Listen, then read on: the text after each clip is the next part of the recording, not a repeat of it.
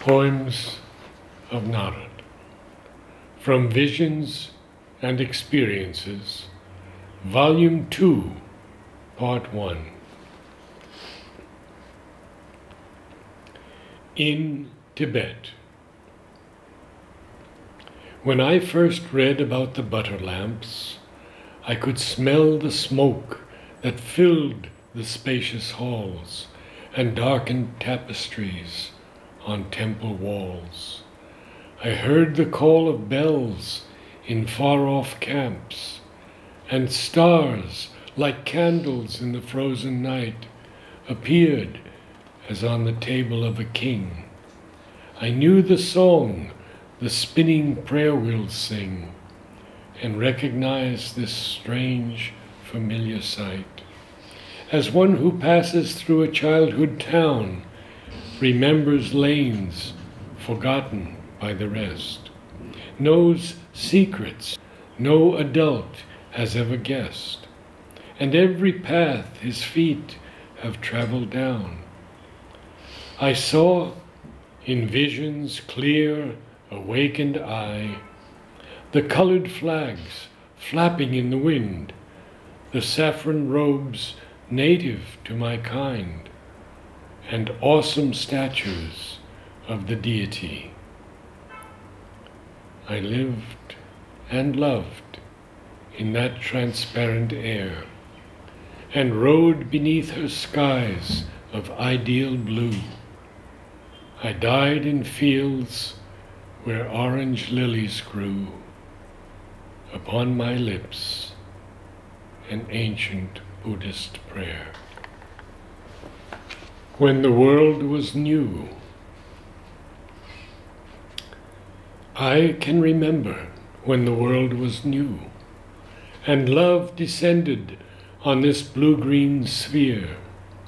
He touched the soil, and fragrant flowers grew, and whispered sleep into the poppy's ear.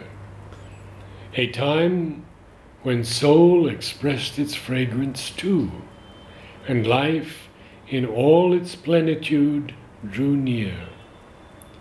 The carefree rose needed not the thorn, and daffodils announced the rites of spring.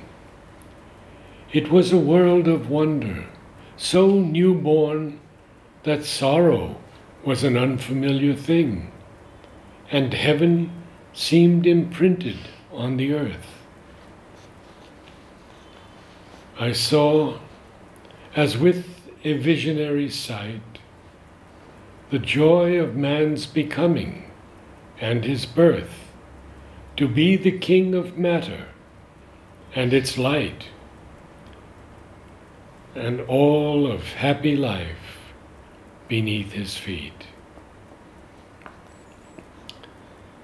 But then a darkness crowding down the skies rendered unto life the first deceit.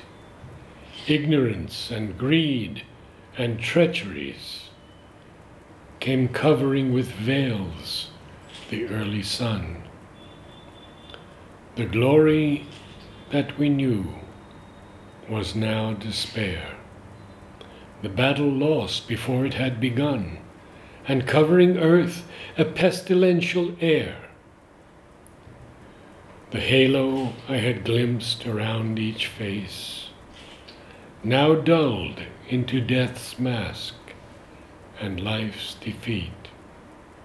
Of beauty lingered not a lasting trace, but darkness crowding down the sunless skies.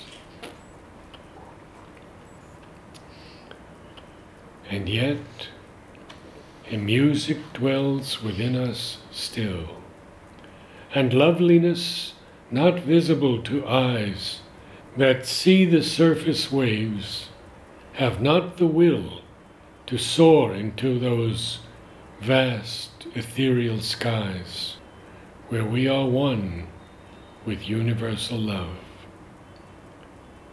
From this clay mask person we must rise, uniting all below with God above.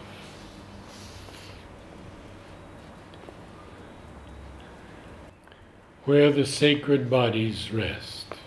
I heard the call of vast primordial seas moving beneath the stellar hand of God, and lands that spoke of aeonic ancestries, where once in other bodies I had trod. Explorer and iconoclast, I sought to find familiar scenes loved and known, and in the dawning consciousness was brought to the sacred shores I knew to be my own. My burning friend greeted me again in torrid skies where white washed out the blue.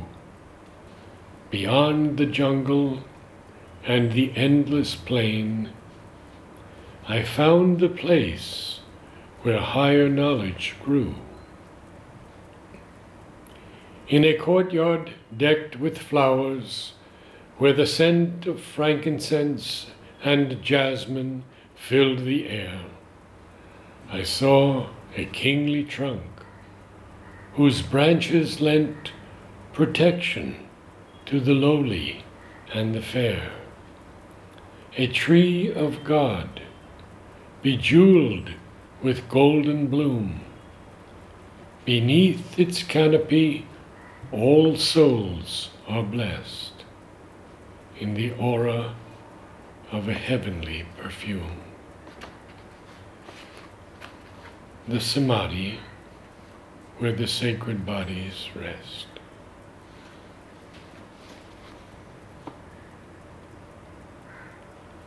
The inner sight. Without the inner sight, our vision fails, for all is but appearances of form. Our inability to part the veils from outward show reduces to a norm of commonplace our knowledge of the world. Yet moments dawn, as in a crystal sky, of visionary clarities unfurled, when we glimpse the unknown face of deity. Nothing moves us more or wakes the light so deeply as these truths our souls perceive, when shed of ego's vain, distorted sight, our hearts prepare the Godhead to receive.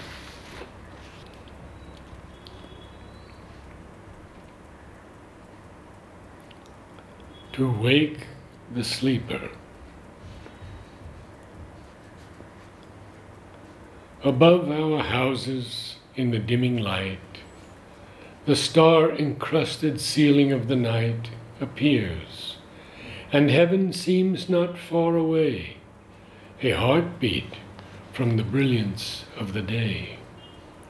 Through diamond paths, the seas of emerald flow, the occult messengers, their plumes aglow, from golden boughs lean down to waken us, and with their silver trumpets lightly blow the call to rouse the sleeper from his dreams, to drink from heaven's energizing streams, to tap the source of wisdom from above, the soul to beauty,